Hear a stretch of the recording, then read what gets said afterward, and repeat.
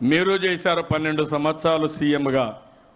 మీ అహ్మదాబాద్ని ఏం చేశారని అడుగుతున్నా, ఏం అభివృద్ధి చేశారని అడుగుతున్నా, మీ అహ్మదాబాద్కి హైదరాబాద్కు పోలుకుందని అడుగుతున్నా.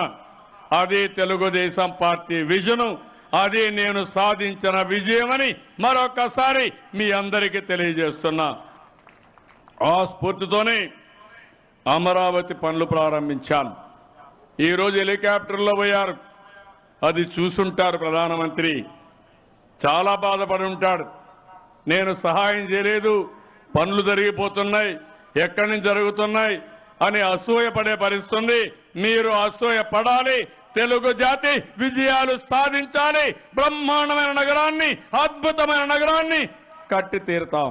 నేను ఒక గొప్ప సీనియర్ నాయకుడిని నేను చెప్పుకున్నానని, ఇంకో పక్క ఆయన చేసిన కార్యక్రమాలు నేను కాపీ కొట్టానని స్టిక్కర్ కనిపించుకున్నానని, ఇంకో పక్క సీనియర్లు అని చెప్పి కూటములు కట్టానని మా మామగారిని కూడా వెన్నుపోటు పొడిచానని కూడా మాట్లాడాడు.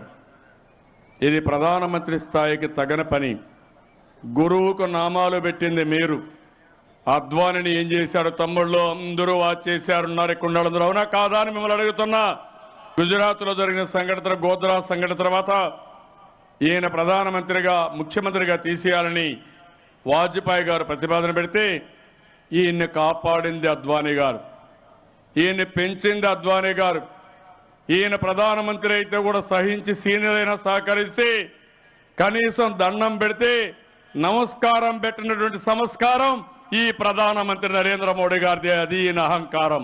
చాయ్ వాలా అంటాడు, ఆయన సూటు బూట్లు చూస్తే మాత్రం కోట్ల రూపాయలు, లక్షల రూపాయల బూట్లు. నేను అప్పుడు ఇప్పుడు ఒకే బట్టలు వేసుకుంటున్నా, మీరందరూ చూసుంటారు. అది నా క్రమశిక్షణ. నేను ఎన్నికల్లో ఓడిపోవడంలో సీనియర్ అంట. 94 గెలిచాం, 96 గెలిచాం, 98 గెలిచాం, 99లో గెలిచాం. 2004లో ఆ రోజు నేను అహెడ్ ఆఫ్ టైమ్స్ వెళ్ళి ఓడిపోతే మీరు నన్ను గురించి విమర్శిస్తున్నారు. కాంగ్రెస్ పార్టీతో కలవడం కాదు, మీరు చేసిన తప్పుడు రాజకీయాల వల్ల దేశాన్ని కాపాడుకోవడానికి, రాష్ట్రానికి న్యాయం చేయడానికి అన్ని రాజకీయ పార్టీలతో కలిశాం. ఒక్క కేసీఆర్, జగన్ మాత్రం మీ పక్షాన వాళ్ళు తిరిగే పరిస్థితికి వచ్చారు తప్ప ఇంకోటి కాదు. ఇంకొక పక్క అంటున్నాడు, ఏదో గోబ్యాక్ అంటున్నారు. టీచర్ గోబ్యాక్ అని కుర్చీల్లో కూర్చోబెట్టింది పిల్లల్ని, వీళ్ళు కూడా నన్ను గోబ్యాక్ అంటున్నారు. నేను పార్లమెంట్లో మళ్ళా ప్రధానమంత్రి సీట్లో కూర్చుంటానని. మిమ్మల్ని గోబ్యాక్ అనేది ప్రధానమంత్రి సీట్లో కూర్చోవడానికి మీకు అర్హత లేదని, గుజరాత్కి బొమ్మని అక్కడనే మీ ఊరిలో ఉండమని చెప్తున్నారు తప్ప మళ్ళా ప్రధానమంత్రి సీట్లో కూర్చునే అర్హత మీకు లేదని గట్టిగా చప్పట్లు కొట్టి మీరందరూ చెప్పాల్సిన అవసరం ఉంది. ఈరోజు కూడా అన్నాడు, మా అబ్బాయిని గురించి ఆయన మాట్లాడాడు. ఏం చెప్పాలో నాకైతే అర్థం కావడం లేదు. నన్ను లోకేష్ తండ్రిగా అభివర్ణించాడు ఆయన. ఏం తమ్ముళ్ళు, ఏంటమ్మా మీకు అనిపించలేదని అడుగుతున్న రాష్ట్రంలో. లోకేష్ మా అబ్బాయి, మీకు అబ్బాయిలు లేరు, నీకు కుటుంబం లేదు, నీకు సంబంధాలే లేవు, బంధాలు లేవు.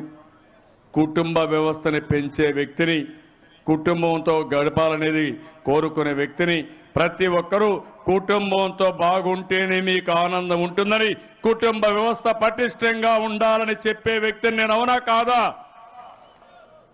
ఈరోజు ఆయనకు భార్య ఉంది, ఆ విషయం మీకు తెలుసా? ముస్లింలు త్రిబుల్ తలాక్ చెప్పి ముస్లిం మహిళలకు అన్యాయం జరుగుతుందని ఒక చట్టాన్ని తీసుకొచ్చారు, త్రిబుల్ తలాక్ చెల్లదని. అదే సమయంలో ఇంకొక మాట కూడా చెప్పారు, పెళ్లి చెల్లదని తెలిసినా ఎవరైతే త్రిబుల్ తలాక్ ఇచ్చారో వాళ్ళపైన చర్యలు తీసుకోవాలని, ప్రాసిక్యూట్ చేయాలని చెప్పాడు.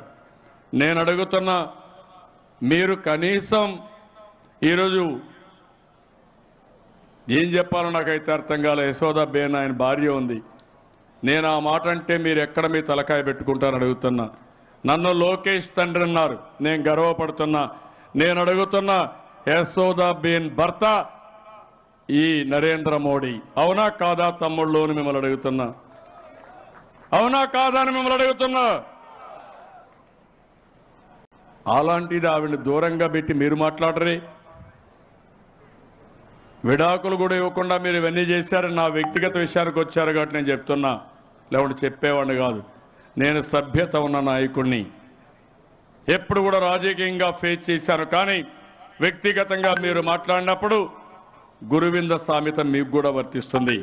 ఆ విషయం మీరు గుర్తుపెట్టుకోవాల్సిన అవసరం ఉంది. మీరు గౌరవాలు లేని వ్యక్తి. మాకు రావాల్సిన డబ్బులు